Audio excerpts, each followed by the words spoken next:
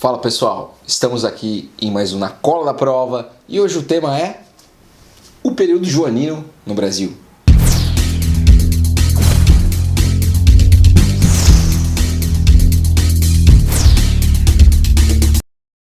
Em janeiro de 1808, a população de Salvador assistiu embasbacada vários navios portugueses que chegavam no litoral e, para o espanto geral, desembarcaram duques, condes, marqueses e a fina flor da nobreza, inclusive o rei de Portugal. Mas que diabos o rei de Portugal estava fazendo aqui? No final de 1807, a família real portuguesa e a nobreza fugiram às pressas das invasões napoleônicas e desembarcaram no Brasil, estabelecendo a sede do Império Português no Rio de Janeiro. A cidade do Rio foi escolhida como a nova capital do Império, e a presença do rei aqui no Brasil vai mudar completamente a história e vai promover a independência do nosso território.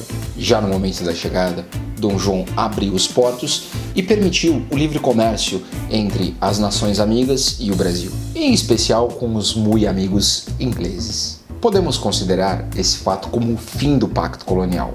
Afinal, se a gente pode comercializar com qualquer país, isso significa a nossa independência econômica. 2 anos depois, em 1810, Dom João assinou um tratado com a Inglaterra, que deu amplos privilégios para os ingleses para comercializar no nosso território. Fato esse que tirou a dependência que a gente tinha de Portugal e começou uma dependência cada vez maior do Brasil em relação ao Império Britânico. Tendo que governar o Império Português a partir daqui da colônia, Dom João ele começou a criar um aparelho de Estado. Ele criou ministérios, tribunais, cartórios, escolas, faculdades. Dom João foi responsável pela fundação do primeiro Banco do Brasil, também conhecido como Banco do Brasil. O rei ele melhorou a comunicação dentro do território brasileiro quando ele criou a imprensa oficial. E ele também se preocupou em criar meios de entretenimento para que a corte aqui no Brasil tivesse alguma coisa para fazer, tivesse alguma coisa para se divertir. Imaginem vocês, nobres europeus acostumados com uma metrópole europeia como Lisboa, tendo que viver numa cidade como o Rio de Janeiro, quente igual um forno sem nada para fazer. Dom João criou parques, jardins, bibliotecas e trouxe até missões artísticas europeias como uma forma de distrair a corte por aqui. No entanto, com a queda de Napoleão em 1815, Dom João teve que fazer uma escolha: ficar por aqui ou voltar para Portugal. E não era nada mal ficar por aqui, bem longe dos conflitos e das intrigas das cortes europeias. Ficar tranquilo no seu jardim, no seu trono improvisado, só na tranquilidade, bem longe dos problemas que envolviam a Europa. Porém, as pressões da corte portuguesa só aumentavam. Dom João, ele queria permanecer por aqui, mas era necessário recolonizar a colônia Brasil para voltar a ser explorada como antes. E a presença de Dom João por aqui complicava tudo. E bem da verdade, o Brasil nem colônia mais era, porque Dom João em 1815 transformou o Brasil em reino, dificultando ainda mais a tal recolonização e facilitando a presença dele por aqui. Porém, a corte de Portugal jogou pesado. Em 1820, aconteceu a Revolução Liberal do Porto, em que nobres e burgueses se juntaram e limitaram o poder de Dom João, estabelecendo uma constituição. Entristecido e bastante irritado, o rei retorna para Portugal, mas ele vai deixar uma pequena vingancinha contra a corte que limitou seu poder em Portugal.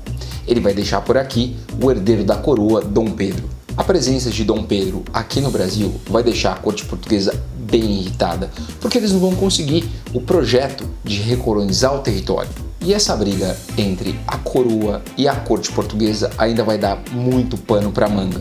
Moçada, o tema Dom João no Brasil, ele é muito cobrado no vestibular, porque afinal ele fez a preparação toda da nossa independência.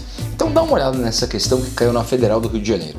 A instalação da corte portuguesa no Rio de Janeiro em 1808 representou uma alternativa para um contexto de crise política na metrópole e a possibilidade de implementar as bases para a formação de um império luso-brasileiro na América. Item A.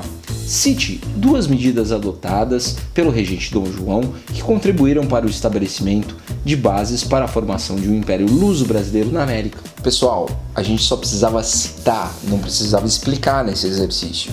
Portanto, você poderia dizer aí que a abertura dos portos às nações amigas contribui para o fim do pacto colonial contribuir para a nossa liberdade econômica, poderia falar da formação de ministérios, poderia falar aí da criação de cartórios, poderia falar da elevação do Brasil à qualidade de reino.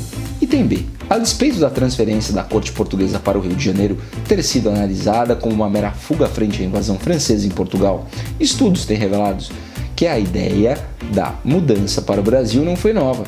Cite 2 argumentos apresentados por aqueles que, já no século XVIII, defendiam essa medida. Bom, 2 argumentos que dava para citar nesse item B, pessoal, era a questão do fato de que o Brasil estava longe das disputas europeias, e isso foi uma coisa que foi falada no século XVIII, transferir a corte para longe da Europa e das suas crises, das suas disputas, dos seus conchavos. E um argumento interessante também é que o Brasil era mais rico no que diz respeito ao território, às riquezas, enfim. Pessoal, muito obrigado mais uma vez por assistir os nossos vídeos aqui no Na Cola Prova. A gente está aqui toda terça e quinta-feira, às vezes na segunda, às vezes na quarta. Isso é culpa do nosso editor, depois vocês conversam com ele. E não esquece de se inscrever, não esquece de acionar o sininho aqui para receber as notificações. E a gente se vê no próximo Na Cola Prova, beleza? Valeu e até a próxima.